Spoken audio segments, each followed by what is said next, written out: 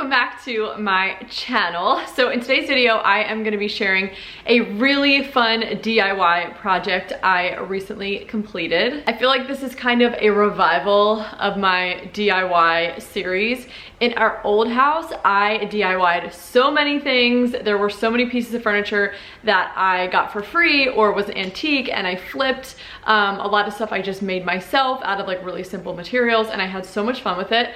And ever since we have moved to our farmhouse, I haven't really done any DIY projects, hardly at all. We've been here for about 9 months, but this is the first one I really sunk my teeth into, and I do have a couple other ones that I'm planning to do here soon, so maybe I will share those on here as well.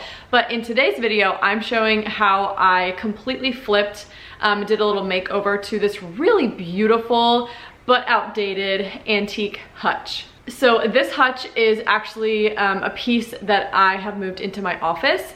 I got rid of all of my just like really basic IKEA drawers. I actually held on to some, and some are in the attic for storage, but I really wanted to have a really beautiful kind of statement antique piece for the office to store all of the different supplies that I have, because I do have a lot. But I really just wanted to bring in something that wasn't something I just ordered like offline or, you know, bought at, you know, a big box store. I really wanted something with a story and with character, and that has been one of like my biggest goals for decorating this farmhouse, because it is, the original part of the house is from 1760. That's when it was originally built.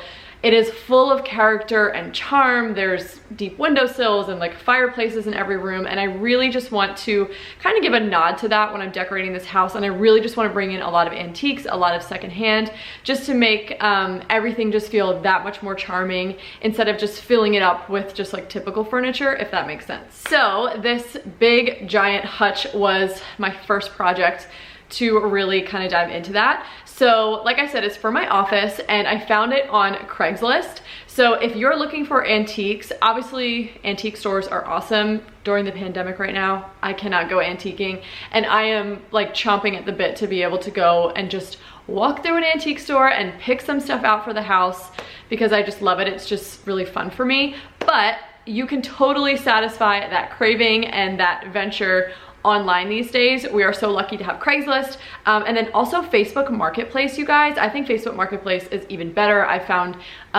even more stuff on there, but you can both like filter for antiques in your area on both of those sites, and you can find some really good stuff. So I found this antique hutch on Craigslist.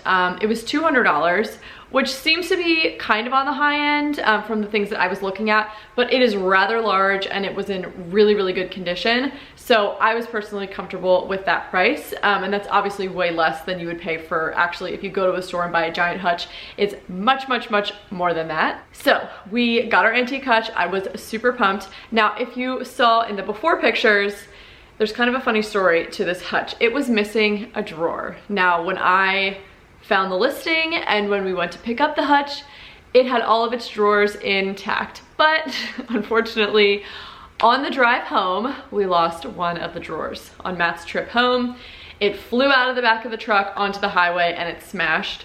We actually ended up driving back to go see if we could, you know, salvage it, but there was, on the highway, there was no safe way to actually reach the drawer, and also it was broken. So we just had to let go of the drawer. So I had to get real creative and figure out a way that I could salvage that space, because I was not about to give up on this whole hutch because of one drawer. And there's a lot of different things that you can do, which I'll kind of get into in a second, but that just kind of added another layer to this DIY project. So the very first thing I did was just wipe down the whole piece. I just used my thieves cleaner just to get off any dust or dirt or anything like that, grime, so that the paint can stick really well. So then I just went in with some chalk paint.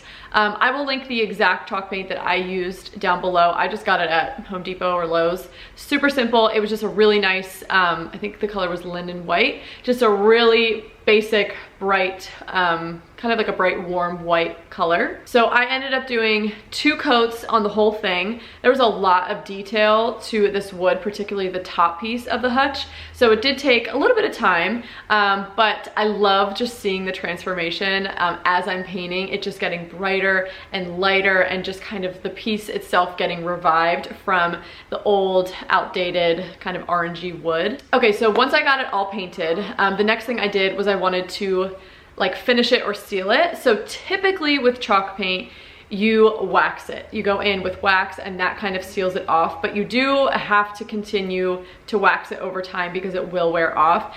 And that is just like, to me, it's kind of high maintenance. In the past, with my chalk paint projects, just furniture that I painted, I actually just go over it with some polyurethane, which is like just that clear coating that you use on wood projects. I've never had a problem doing that. Unfortunately, when I went to do that with this piece, I painted like one of the cabinets and one of the sides and started to realize it looked really discolored. I'll add like some photos or footage here so you can see what I'm talking about. So that did not work. I don't know if it was this particular chalk paint. I don't know if it was the particular polyurethane that I was using, or maybe a combination of the two, but there was a total reaction and it got really yellow. So that was not gonna work. So I ended up just going back in and painting over with another coat of paint those spots. And then I actually did not end up sealing it at all. I didn't do any wax, obviously didn't do any polyurethane, so it's just kind of bare chalk paint. It's not going to be in a very high traffic area, nor is it going to get a lot of like use. Like we're not really going to be touching it a whole lot, so personally not that concerned. Maybe eventually I will wax it, but okay. So once it was all painted, the last thing I had to figure out was what I was going to do with the drawer. So I had a few different ideas. One was just, you know, getting a piece of wood that to make it look like a drawer, and then just basically attaching it permanently to the hutch. It would not be a functional drawer, but at least it would be covered up and it would have the look of a drawer. Now, I didn't love that idea because I still liked the idea of having that space if I wanted to use it.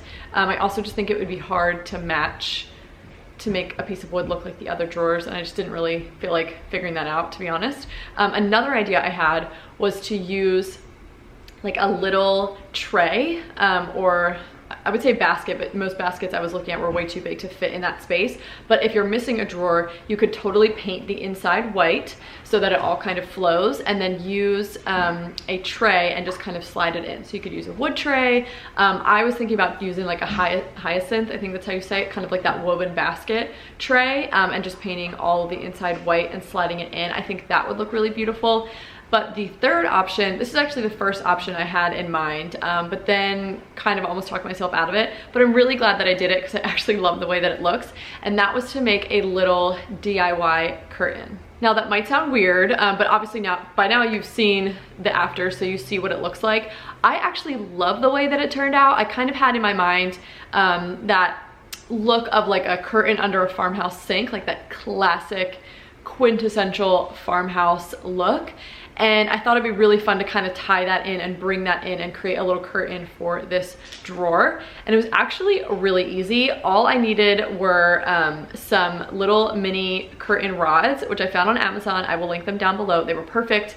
They're white and they perfectly fit the space that I needed. Next, you could use some fabric, but I actually had an old, they might still have them. If they still have them on Target, I'll link it down below. I got them a while ago, but just little dish towels, like tea towels, and they have this like beautiful like rustic navy stripe on there. They're really, really beautiful. I actually use them for decor and not actual tea towels around my house, but they're from Hearth and Hand Target.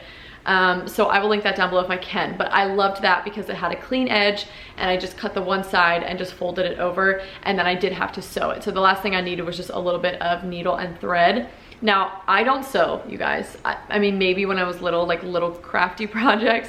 I don't remember the last time I've sewn. I'm not like someone who sews. I would love to learn because I feel like it's a good skill to have. But I totally just winged it with this and it worked out totally fine. I literally just got some needle and thread. I just kind of wrapped it over the curtain rod to figure out where I like wanted to actually sew, and then I just went through and pinned it. And then just by hand, I went through and sewed all the way from one side to the other. It was super, super easy. And then at the end, I just cut off all of the extra fabric that I wasn't going to need. So there's just a little end sticking out on the back side of the curtain rod. And then the last thing, all I had to do was just install the curtain, which was super easy. I just stuck the rod in, fit it to the size of that space, and it perfectly covers everything up. But what I love about this is not only is it kind of like a cool fixture, adds like a lot of, I think, like depth and character to the piece. It's just kind of interesting. One, it's kind of a funny story that just adds character to the piece of furniture, but also that is not lost space. I could still stick stuff in there. I could still stick a whole tray in there if I wanted, for extra storage to just keep stuff. So I love that I didn't necessarily lose that space and kind of added something that made it, even in my eyes, just more interesting and cool, and just like a really kind of rustic fixture. So that is all I did for this project. Very straightforward, minus the curtain. Had to get a little creative there, but again, like I said, I actually love the way that it turned out, and I'm kind of glad that we lost the drawer. I hope you guys enjoyed this little step-by-step video. If you want to see more DIYs, I can definitely do more on my channel. I just remembered the only other DIY I've done so far in this house is we made a DIY butcher block countertop for over our washer and dryer, and that is actually on my Instagram. I created an IGTV for that. I didn't film it for YouTube, I just did it on my phone. But if you want to go see that, that was such an easy project with a really, really beautiful like payoff and turnout. It looks so, so good, and it adds so much to that space. Not only countertop space that I use to fold clothes, but it just makes it look a lot more custom and rustic than just, you know, two old washer and dryers stuck in a room. So I will link that down below as well if you want to check that out. But please let me know in the comments below if you want to continue to see these kinds of DIY home projects on my channel. I know it doesn't really fit the general theme of my channel, but I do love this. It's such a fun hobby of mine, and I do have some really awesome projects coming up in mind, especially having to do with an antique, big antique piece in our bathroom. That's gonna be like a major makeover. So if you wanna see that, please let me know, and I will be sure to film it. But if you guys aren't interested in it, I'll probably just share it on Instagram, so let me know. But that is all I have for this video, guys. Thank you so much for watching. I hope you enjoyed it. Make sure to subscribe, follow me on Instagram, and I will see you guys in the next video. Bye.